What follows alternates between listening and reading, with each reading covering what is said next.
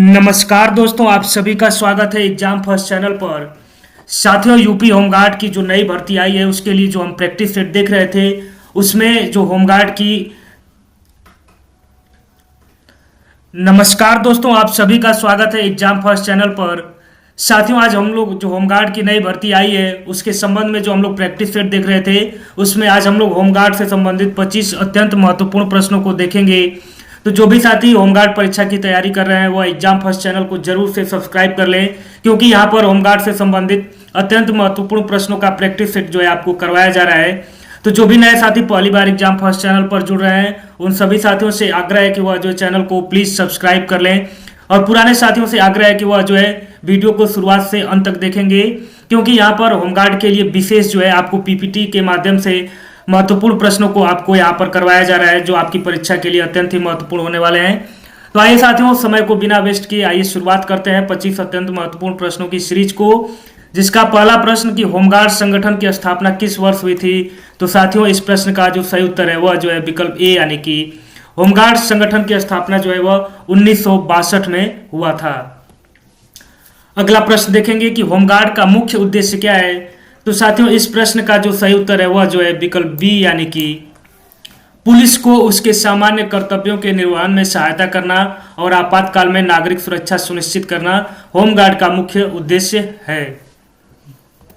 अगला प्रश्न देखेंगे कि होमगार्ड जो है किस मंत्रालय के अधीन कार्य करता है। तो साथियों, इस प्रश्न का जो सही उत्तर है वह जो है विकल्प बी, यानी कि होमगार्ड जो है वह मिनिस्ट्री ऑफ होम अफेयर्स यानी कि गृह मंत्रालय के अधीन कार्य करते हैं। अगला प्रश्न हम देखेंगे कि होमगार्ड के जवान किस अधिनियम के तहत गठित किए जाते हैं।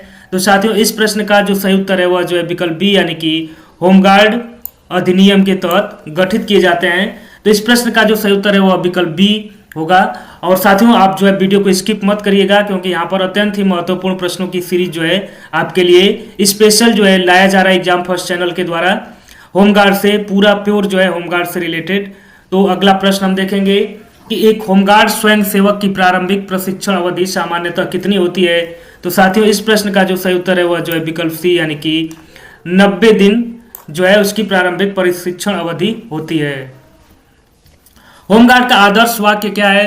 तो साथियों, इस प्रश्न का जो सही उत्तर है वह जो है विकल्प ए, यानी कि सेवा और सुरक्षा। आप सभी साथियों से आग्रह है कि घोल कर आप इसे पी जाइएगा, क्योंकि इसी तरह का प्रश्न जो है आपको वहां पर देखने को मिलेंगे।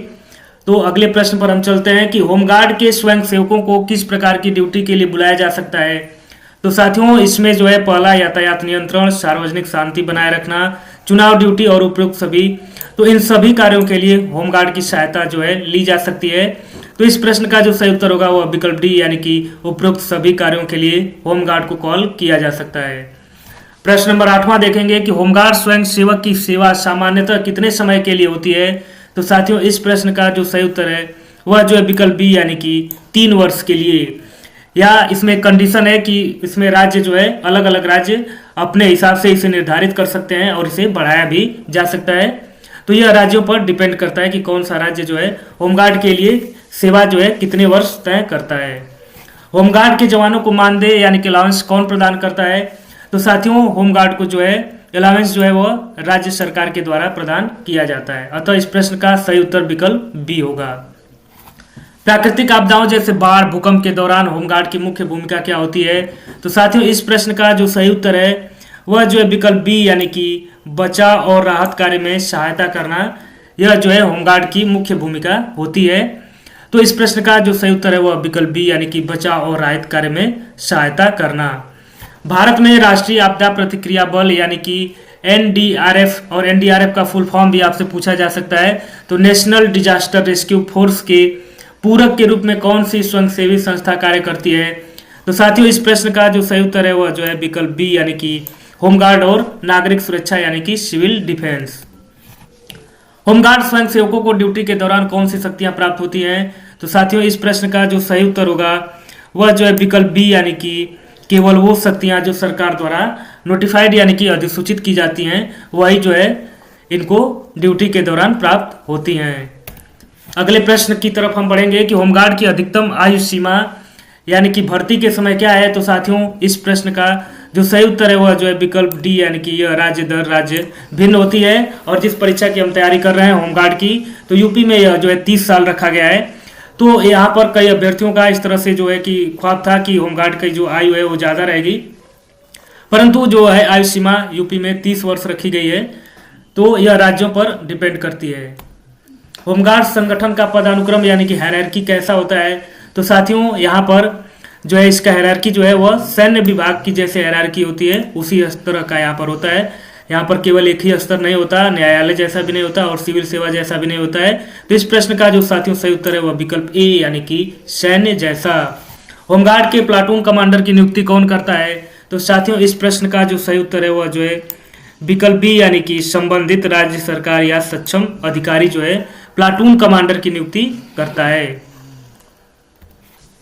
होमगार्ड को दूसरी पंक्ति की पुलिस क्यों कहा जाता है, तो साथियों इस प्रश्न का जो सही उत्तर है वह जो है विकल्प बी यानी कि क्योंकि वो पुलिस के सहायक के रूप में काम करते हैं, तो इस तरह से होमगार्ड को दूसरी पंक्ति की पुलिस भी कहा जाता है। भारत पाक युद्ध के समय यानी कि 1965 और 1971 में होमगार्ड की क्या भूमिका थी, तो साथियों इस प्रश्न का जो सही उत्तर है वह जो है विकल्प बी यानी कि औद्योगिक प्रतिष्ठानों और महत्वपूर्ण स्थानों की सुरक्षा करना, यह जो है भारत पाक युद्ध के समय होमगार्ड की जिम्मेदारी थी। होमगार्ड स्वयंसेवकों को कौन सा प्राथमिक कौशल अनिवार्य रूप से सिखाया जाता है, तो साथियों इस प्रश्न का जो सही उत्तर है वह जो है विकल्प डी यानी कि प्राथमिक चिकित्सा यानी कि फर्स्ट एड, फायर फाइटिंग, खोज और बचाव आदि सभी जो है इनको कौशल जो है अनिवार्य रूप से सिखाया जाता है। तो इस प्रश्न का जो सही उत्तर है वह साथियों विकल्प डी। राष्ट्रीय आपदा प्रबंधन प्राधिकरण यानी कि NDMA national disaster management act के साथ समन्वय में होमगार्ड क्या कार्य करता है, तो साथियों इस प्रश्न का जो सही उत्तर है वह जो है आपदा के बाद राहत और पुनर्वास कार्यों में सहायता करना। यह जो है होमगार्ड जो है NDMA के साथ समन्वय में जो है यह कार्य करता है। होमगार्ड जवानों के लिए रिफ्रेशर ट्रेनिंग यानी कि पुनर्चर्या प्रशिक्षण का उद्देश्य क्या है, तो साथियों इस प्रश्न का जो सही उत्तर है वह जो है विकल्प बी यानी कि उनके कौशल और ज्ञान को अद्यतन करना। तो यहाँ पर यह ये कहना चाह रहा है प्रश्न की जो है कि जैसे मान लीजिए कोई होमगार्ड आज भर्ती हुआ और 5 से 10 साल बाद जो है टेक्निक और जो है कौशल बदल जाएगा, तो उसको जो है फिर से ट्रेनिंग देकर अपडेट किया जाता है। तो होमगार्ड के जवानों के लिए रिफ्रेशर ट्रेनिंग का उद्देश्य यही होता है। होमगार्ड में महिला स्वयंसेवकों की भागीदारी क्यों महत्वपूर्ण है, तो साथियों इस प्रश्न का जो सही उत्तर है वह जो है विकल्प बी यानी कि महिलाओं के मुद्दों को समझना और कानून व्यवस्था में संतुलन बनाए रखने के लिए होमगार्ड में महिला स्वयंसेवकों की भी भागीदारी महत्वपूर्ण है। और प्रश्न नंबर 22 देखेंगे कि होमगार्ड में नामांकन के लिए न्यूनतम शैक्षिक योग्यता सामान्यतः क्या होती है, तो इस प्रश्न का भी जो सही उत्तर है वह जो है विकल्प सी यानी कि 10वीं पास। बाकी यह राज्यों के नियमों पर निर्भर करता है कि वह जो है योग्यता कितनी रखना चाहता है। शांति काल में होमगार्ड का प्रमुख कार्य क्या है, तो साथियों इस प्रश्न का जो सही उत्तर है वह जो विकल्प ए यानी कि सामुदायिक सेवा और जागरूकता कार्यक्रम चलाना होमगार्ड का प्रमुख कार्य है। होमगार्ड स्वयंसेवकों के कर्तव्यों के निर्वहन के दौरान घायल होने पर क्या प्रावधान है, तो साथियों इस प्रश्न का जो सही उत्तर है वह जो है विकल्प बी यानी कि उपचार और क्षतिपूर्ति का प्रावधान होता है अगर होमगार्ड जो है अपने कर्तव्यों के निर्वहन के दौरान घायल होना हो जाता है। तो गृह मंत्रालय के अंतर्गत नागरिक सुरक्षा यानी कि सिविल डिफेंस संगठन के साथ होमगार्ड का क्या संबंध है, तो साथियों इस प्रश्न का जो सही उत्तर है वह जो है विकल्प बी यानी कि दोनों अलग अलग हैं लेकिन एक ही उद्देश्य के लिए मिलकर काम करते हैं। तो साथियों इसलिए इस प्रश्न का जो सही उत्तर है वह विकल्प बी यानी कि दोनों अलग अलग हैं लेकिन एक ही उद्देश्य के लिए काम करते हैं। तो साथियों यहाँ पर हमने अत्यंत महत्वपूर्ण 25 प्रश्नों को होमगार्ड से स्पेशली संबंधित प्रश्नों को हमने देखा कि होमगार्ड की ड्यूटी क्या होती है, होमगार्ड का उद्देश्य क्या होता है, होमगार्ड की योग्यता क्या होती है। तो हमने साथियों होमगार्ड से संबंधित सभी प्रश्नों को यहाँ पर निचोड़ लिया। तो आप सभी साथी जो भी होमगार्ड की तैयारी कर रहे हैं उनसे मैं यह उम्मीद करता हूँ कि आपको यह वीडियो जरूर पसंद आया होगा। और अगर साथियों आपको यह वीडियो पसंद आया होगा तो आप जरूर से एग्जाम फर्स्ट चैनल को सब्सक्राइब करिएगा, अपने दोस्तों के बीच भी शेयर कीजिएगा और इस चैनल को आप अपना समझिएगा और सपोर्ट करिएगा साथियों।